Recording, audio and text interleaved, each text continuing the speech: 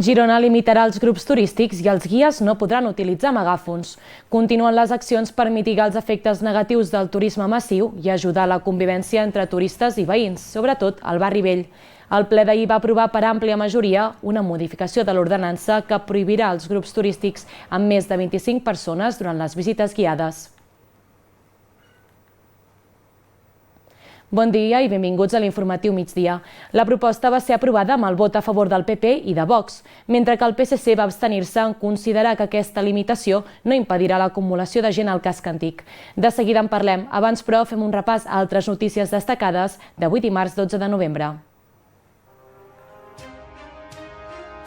Marc Puigtió, l'exalcalde de Sant Julià de Ramis i Medinyà, pretén presentar-se a l'alcaldia de Girona a les eleccions municipals del 2027. El membre d'Esquerra Republicana, nascut a Girona, encara no ha desvetllat si es presentarà sota les signes del partit. Des de fa 2 mesos, diferents oficines bancàries mòbils es desplacen als municipis més petits de les comarques gironines on no hi ha caixers automàtics per facilitar els serveis bancaris a prop de 56.000 habitants. La fractura entre el Girona i els socis cada vegada és més gran a causa dels elevats preus dels partits de la Champions o del cas del garrotxí Ferran, implicat en la presumpta difusió d'un vídeo de contingut sexual d'una menor.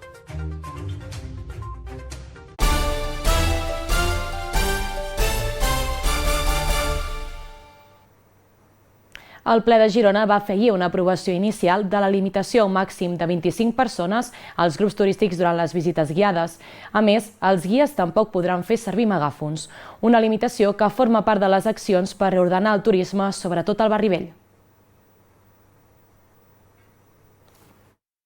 Les visites guiades per Girona estaran limitades a un màxim de 25 persones. A més, els guies no podran utilitzar megàfons. L'ordenança va ser aprovada inicialment ahir a la tarda pel ple, amb àmplia majoria i només l'abstenció del PSC, una limitació que, en consideració de l'equip de govern, ha de reordenar els efectes negatius que els grups turístics poden generar sobre els veïns del barri vell. Per això, aquesta aprovació inicial que estarà sotmesa a un procés de participació pública i d'audiència, per tal que moltes entitats o persones puguin presentar i participar d'aquesta reforma, el que pretenem és evitar grups turístics nombrosos i garantir un turisme sostenible i harmoniós entre els veïns i els turistes. La modificació de l'ordenança va comptar amb els vots a favor de l'equip de govern i també del PP i Vox, mentre que el PSC va abstenir-se. La regidora socialista Cristina Cots va admetre que calen mesures per minimitzar l'impacte del turisme, però creuen que aquesta limitació no impedirà l'acumulació de gent al barri vell. L'ordenança limita els grups guiats que poden passejar pel barri vell, atesa la fisonomia del nucli antic, amb carrers estrets i que provoca sorolls amplificats, però entenem que aquesta és una regulació que compliria millor els seus objectius amb la limitació d'alguns aparells electrònics, que no pas la limitació de grups, perquè res impedirà l'acumulació de molta gent que no vinguin en grups o que vinguin en grups diferents. Per tot això, nosaltres farem al·legacions i ens abstindrem en aquest punt. El portaveu del PP a Girona, Jaume Veray, tot i votar a favor, va apuntar que estarà amatent a que aquestes mesures no acabin esdevenint en turismofòbia. Però no voldríem que això, juntament amb la taxa que ens van avançar fa uns dies sobre els busos, sigui la primera pedra o la primera acció d'una creuada contra el turisme, una acció de turismofòbia que part d'aquest govern esperona i creu. Per tant, estarem amatents. D'altra banda, l'oposició va criticar que el govern portés per urgència diferents modificacions al pressupost per un valor total de 2,4 milions d'euros. La regidora d'Hisenda, Sílvia Liu, va explicar que les modificacions, que en total sumen un 1% del pressupost d'aquest any, en cap cas són retallades, i va posar en relleu que fins a 1,9 milions es destinaran a projectes d'ajuda al sensellarisme, a l'impuls de l'esport o a temes de seguretat. Finalment, però, només l'equip de govern va votar-hi a favor, amb el vot en contra del PSC i Vox i l'abstenció del PP. L'exalcalde de Sant Julià de Ramis, Marc Puigdió, es vol presentar com a candidat d'alcaldia a les eleccions municipals del 2027. Marc Puigdió fa gairebé un mes i mig que és l'exalcalde de Sant Julià de Ramis i Medinyà, quan va traspassar la vara amb Marc Sayols després de 9 anys a l'alcaldia. Des d'aleshores és regidor d'Hisenda. Ara ha anunciat a través d'un vídeo penjat a xarxes que vol ser candidat per Girona a les municipals del 2027. Puigdió, que també ocupa el càrrec de vicepresident del Consell Comarcal del Gironès des de fa 5 anys i que és membre d'Esquerra Republicana de Catalunya donant suport a la presidència partidària d'Oriol Junqueras, no desvetlla si es presentarà sota les sigles d'aquest partit o bé si ho farà a través d'alguna alternativa com una marca blanca o una agrupació d'electors. Tot i així, anuncia que intentarà donar-ho a conèixer en un acte el 10 de gener d'aquest proper any 2025. A les últimes eleccions municipals de Girona, Esquerra Republicana va perdre un regidor i es va quedar amb 3. Quim Ayats encapçalava la llista dels republicans i esdevenia segon tinent d'alcaldia i regidor de Cultura. Esquerra Republicana forma part de l'equip de govern per un pacte que van segellar amb Guanyem i Junts. Pel que fa a Puigdió, nascut a Girona, anuncia que Girona li ha donat el millor entorn per a qui volia ser i vol donar a la ciutat el que ella li ha donat. No sense oblidar l'aprenentatge d'haver estat l'alcalde de Sant Julià de Ramis. La meva professió, els meus amics, la meva família. No és cap casualitat que el més important de la meva vida comparteixi el mateix escenari. Girona és l'epicentre del meu món. Aquest cap de setmana, Girona va acollir les jornades L'Esquerra Sobiranista Avui, un cicle de taules, converses i debats entre activistes i representants polítics al voltant del present i el futur de l'Esquerra Sobiranista a Catalunya. El futur de l'Esquerra Sobiranista es va posar a debat aquest cap de setmana a Girona amb una quarantena d'experts, activistes i representants polítics que van protagonitzar diverses taules, converses i debats. Una jornada sota el títol de l'Esquerra Sobiranista Avui, organitzada per l'Institut Sobiranies i la Càtedra Ferrater Mora de la Universitat de Girona. La voluntat és, en certa manera, posar a debat l'agenda d'esquerres d'aquest país, amb ganes de revitalitzar una mica els debats d'esquerra, també amb ganes de trobar consensos i amb ganes d'impulsar una agenda a l'esquerra sobiranista. El cicle va ser inaugurat amb una conversa entre l'expresident de la Generalitat Pere Aragonès i l'historiador Xavier Domènech, que van analitzar el darrer cicle de les esquerres sobiranistes. Les jornades es van allargar durant tot el dissabte amb un mateix fil conductor, l'escenari incert que hi ha actualment tant a Catalunya com a escala global i el debat que s'ha format sobre el futur de l'esquerra sobiranista i les seves aliances. Fa 40 anys aquí a Girona hi va haver-hi unes jornades que es deien el futur de l'esquerra i la voluntat fa 40 anys ja era una mica discutir, no? Què és l'esquerra, què ha d'impulsar, quines són les necessitats de la població actual, què necessita Catalunya. La jornada del divendres va continuar a l'Auditori Josep Irla amb un debat entre diputats d'Esquerra, la CUP i En Comú, que van fer un balanç dels resultats de les últimes eleccions. L'endemà, a les aules de la Facultat de Lletres de la UDG es van tractar els reptes i les transformacions de Catalunya, així com altres temàtiques com l'accés a l'habitatge, l'economia social i solidària o la crisi climàtica. La precarietat és més gran que mai, l'emergència climàtica és immensa, en termes sobiranistes estem en un cul de sac i per tant hi ha una necessitat de seure, parlar, discutir i impulsar i treballar per un país que pugui fer front als reptes que el món ens demana avui dia. El cicle va cloure amb un debat sobre la cohesió social a Catalunya d'avui, on es van tractar possibles confluències i aliances d'esquerres. La xerrada va comptar una participació de diputats de Bildu, Podemos, BNG i Més Mallorca.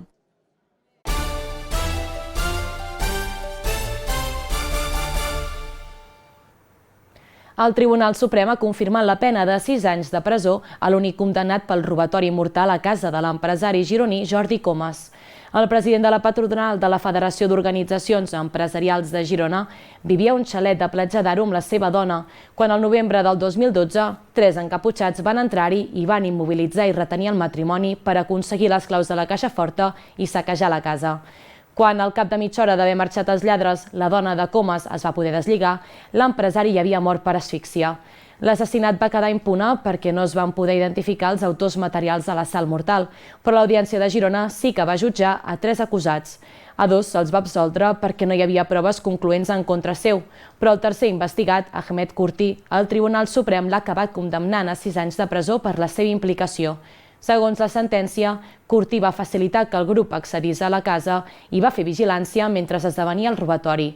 Els indicis contra ell eren les imatges de càmeres de videovigilància i una borilla dins el cotxe robat que van fer servir els lladres, que contenia el seu ADN i que van abandonar a l'Hospitalet de Llobregat, on s'hi van localitzar part de les joies sostretes. El processat va renunciar voluntàriament a donar una explicació de tot allò que l'incriminava a la sala de vistes durant el judici a l'Audiència de Girona i va negar haver pres part a l'assalt. El Tribunal Suprem, doncs, subratlla que hi ha prous indicis concloents que incriminen a Curti en el robatori mortal a casa del president de la FOEC.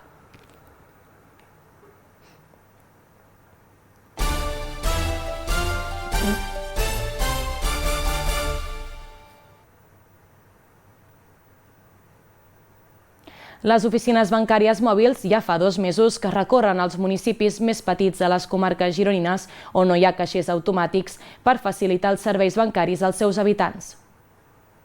2 mesos després de la implementació de les oficines bancàries mòbils, els habitants de petits pobles d'arreu de les comarques gironines ja s'han gairebé acostumat a veure aquests peculiars vehicles. Són caixers sobre rodes que un cop al mes fan parada aquells pobles més petits i sense servei bancari, on els seus habitants han de desplaçar-se per simplement treure diners. Un fet que es converteix en un inconvenient en poblacions d'avançada edat com les que predominen en localitats com Cervià de Ter o Viladescens, on l'Ofimòbil de CaixaBank va fer parada aquest dilluns al matí. És la segona vegada que vinc. La primera vaig vindre només al caixer automàtic i avui he vingut a fer una gestió. Perfecte. Com qualsevol oficina que anàvem fins ara. Hombre, que no ens han de portar a Girona, com som grans. Tinc 94 i necessito algú que em porti, no? Aquestes oficines bancàries mòbils, a més de portar dins un caixer automàtic, també compten amb un treballador que permet als clients fer-hi qualsevol gestió. El servei d'Ofimòbil permet als usuaris, siguin o no clients de l'entitat, realitzar les operacions bancàries més habituals, entre les quals destaquen retirar efectiu, fer ingressos i pagar rebuts i impostos a municipis sense oficina bancària i amb restriccions que limiten l'accés als serveis financers. Ens trobem una miqueta amb la mateixa tipologia d'operacions que es pot trobar a qualsevol oficina tradicional. Les oficines mòbils de CaixaBank recorren 4.000 quilòmetres al mes per garantir la cobertura financera en poblacions de tot el Gironès, donant servei a prop de 56.000 habitants. La gent està molt contenta per la facilitat que et dona aquest servei, no? Ho tenen al cantó de casa, és un servei que feia temps que nosaltres reclamàvem, no només entenc nosaltres sinó altres pobles, i per fi la Generalitat ha fet aquest pas, ha fet aquesta licitació, s'han presentat aquestes dues banques, tant Caixa d'Enginyers com CaixaBank.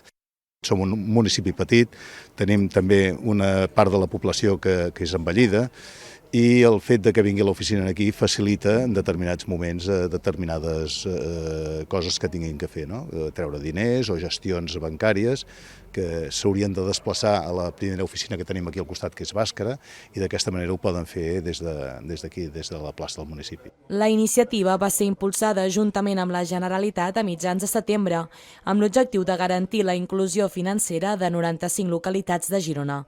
Un acord que recull que abans de finals d'any un total de 9 Ofimòbils garantiran la cobertura financera a 500 localitats catalanes. Un dels objectius principals, primer és treballar per aquest despoblament, no volem que els nostres municipis perdin població, i l'altre punt molt important és que volem, abans de final d'any, que tots els municipis tinguin com a mínim una vegada al mes aquesta oficina mòbil. En les darreres setmanes, les oficines mòbils també han sortit de Catalunya, en el context d'emergència que s'està vivint a València, on CaixaBank ha desplaçat Ofimòbils a les localitats més afectades per la Dana per prestar serveis bancaris essencials. Fa pocs dies, a la llotja de la Cambra de Comerç de Girona es va celebrar la taula extraordinària dels preus de la fusta i el suro. La nova directora general de Boscos i Gestió del Medi de la Generalitat de Catalunya, Sandra Torres, va assistir-hi i va assegurar que només s'aprofita un terç del creixement anual dels nostres boscos i, per tant, demana una millora al respecte. El dia 8 de novembre, a la llotja de la Cambra de Comerç de Girona, es va dur a terme la taula extraordinària dels preus de la fusta i del suro, on es debat quina ha sigut l'evolució dels preus dels últims 6 mesos. Avui celebrem la sessió de tardor de la taula de preus de la llotja de Girona. A la sessió d'avui farem un reflexe de l'evolució de preus que hi ha hagut aquests últims 6 mesos.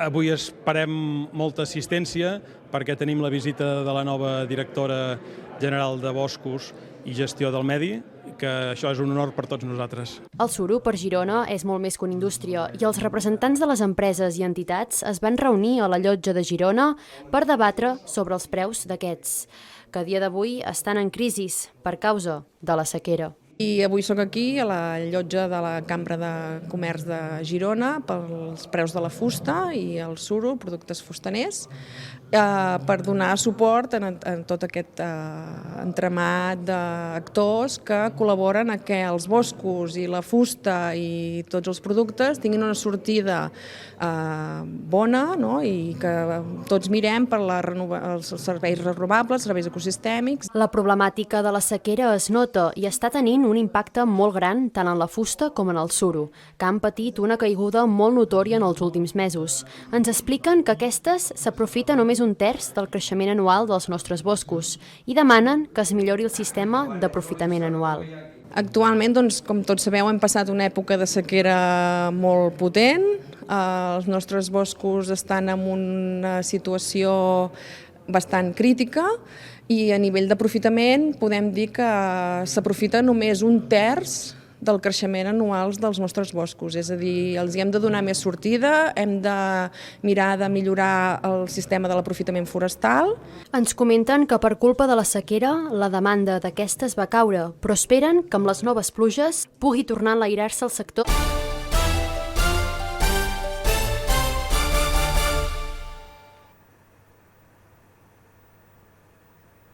Arbúcies acollia aquest cap de setmana un concert tribut a Joaquín Sabina dins la programació cultural de tardor-hivern del municipi.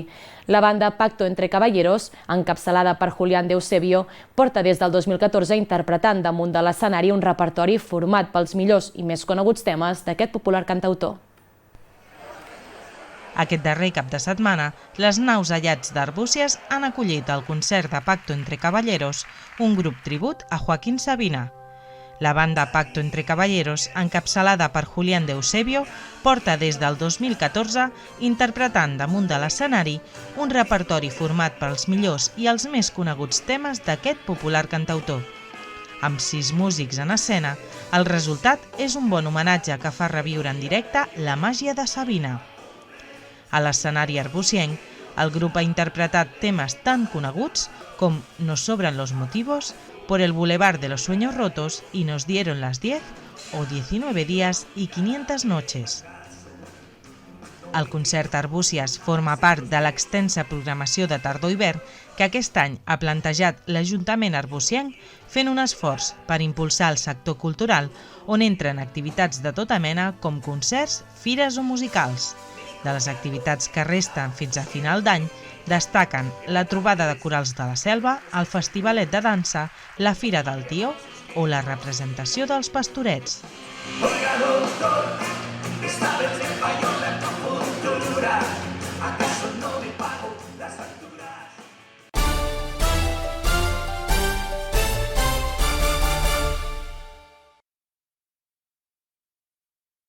A l'espai el temps no passa en hores. Passen somriures. Passen il·lusions. En emocions. Passa entre i Perquè a l'espai el temps passa en experiències. Espai Gironès, l'espai infinit. Stein, on hi trobaràs tot tipus de material per l'oficina, papereria, articles d'escriptura, copisteria, impressió digital i de gran format. Ens trobaràs al carrer Pompeu Fabra 10 i 11 de Girona. Què tenim en comú tots els gironins? Valentia. Una manera de ser i fer, tant nostra com el Diari de Girona. Per això, quan informem, ho diem tot. Quan opinem, ho fem sense por. I donem veu a tothom. I ho fem de valent. Diari de Girona, de valent. Tota comunitat necessita un cor. Un cor per fer-la bategar, per crear vincles, per reforçar la identitat. I en un món de canvis i incerteses, oferir informació propera amb un periodisme rigorós i de confiança. Mitjans de proximitat, el batec de la comunitat.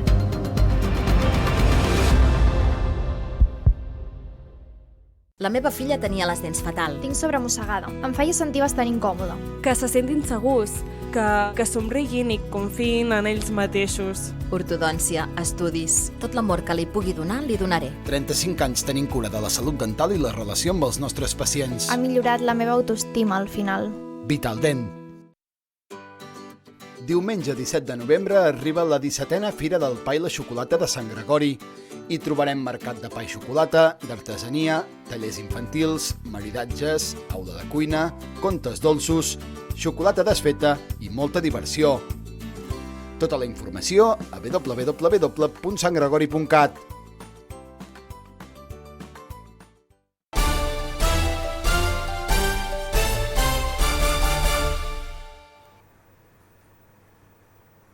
Arrenquem els esports parlant del Girona, perquè la fractura entre el club i els socis cada vegada és més gran. Després de la mocadorada històrica pels preus de la Champions contra el Liverpool, el debut de Ferran Ruiz a Getafe ha tornat a obrir la caixa de trons i ha generat certa controvèrsia pliant el malestar dels aficionats gironins. Ni l'entitat ni el Garrotxí, un dels implicats en la presumpta difusió d'un vídeo de contingut sexual d'una menor, no s'estan salvant de les ferotges crítiques a les xarxes socials. Un incendi més que demostra i accentua la fractura existent entre el club i els seus socis, cada cop més distants. El tuit amb el qual l'equip gironí va felicitar l'estrena de Ferran amb el primer equip va fer-se viral en un obrir i tancar d'ulls, amb respostes contundents i clares d'alguns seguidors. En aquest sentit, cal recordar que el club no va anunciar el seu fitxatge a l'estiu precisament perquè no es parlés del tema en el que està implicat el futbolista. Els socis, amb una mirada més àmplia, feien una valoració en la qual consideraven un error innecessari el fet de fitxar un futbolista imputat en un cas tan delicat com aquest, perquè més enllà que acabi sent innocent o culpable, ja consideren que té danyada la imatge. I el Girona, associant-se a la seva figura, també veu tacat el seu prestigi. Una reputació que aquesta temporada més rellevant que mai, perquè l'equip està fent realitat el somni de disputar la Lliga de Campions, s'està posant en entredit per la manera com s'està gestionant la presència del club entre els millors equips d'Europa.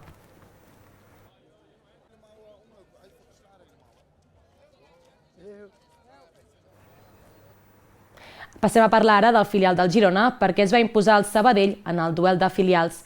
Un gol de Raúl Martínez en la segona meitat va permetre als joves blanc i vermells escalar fins a la quarta posició, tornant al camí de la victòria davant dels arlequinats i mantenint-se invictes a domicili. L'equip gironí es manté intractable lluny de Riudarenes, on aquest curs ha sumat 3 victòries i 2 empats. En una primera meitat amb poques ocasions, l'acció més destacada va arribar pocs minuts abans del descans, quan una rematada d'Arango es va estavellar al pal i el refús del posterior es va perdre per la línia de fons. I en la segona meitat, Raúl Martínez va obrir la llauna per als blanc i vermells amb un xut des de la frontal de l'àrea amb la cama esquerra al minut 63. Cap al tram final, els locals es van volcar en atac per buscar un empat que no arribaria. La victòria sobre els arlequinats permet a l'equip dirigit per Quique Álvarez sumar un total de 16 punts de 30 possibles, situant-se en la quarta posició i instal·lant-se en la zona de promoció d'ascens a segona federació. El següent rival del gironins serà el Reus Redis, diumenge a 2:15 del migdia a Riudarenes, en la 11a jornada de la tercera federació.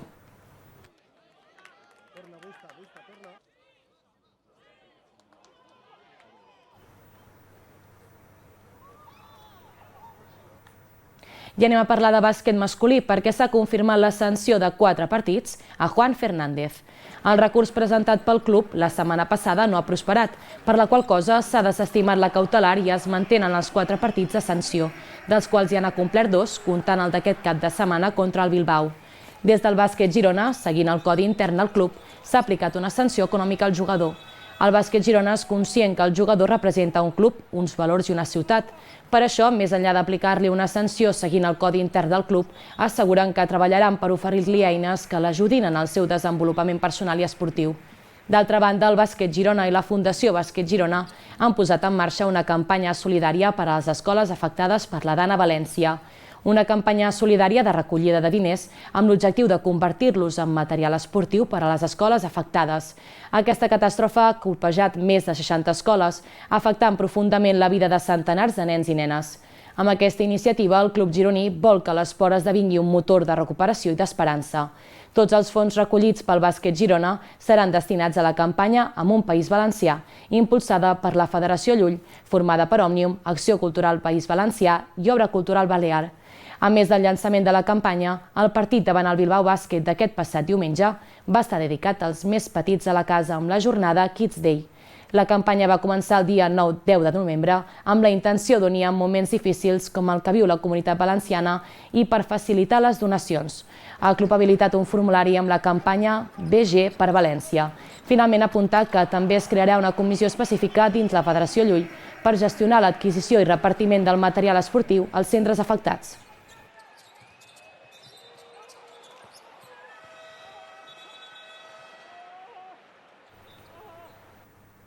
Continuem parlant de bàsquet masculí perquè el Bisbal Bàsquet també va guanyar davant el Sant Antoni per 86-79 al Pavelló Vell en un duel mistós i ple d'alternatives. Amb aquesta victòria, els de Carles Rofes es consoliden a la part alta de la classificació amb 4 victòries en 6 partits. El Bisbal Bàsquet no es deixa sorprendre al Pavelló Vell i continua somiant en gran.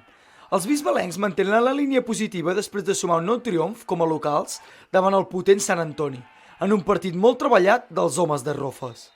Bé, doncs contentíssims, òbviament, no? Perquè suma, a part de totes les coses xulíssimes, no? Del partit i de l'ambient i de com hem jugat, suma una victòria a la classificació, que al final és el que ens marcarà, no? Cap on anem, i sumar una quarta victòria, a més a casa, ara ens ve un calendari a priori complicat, a més veníem de perdre Gran Canària, i el poder treure'l, a més com ha anat el partit, en moments que hem tingut molt bons, però en moments que ells els han tingut molt bons també, doncs, home, super important i molt contents de la forma també.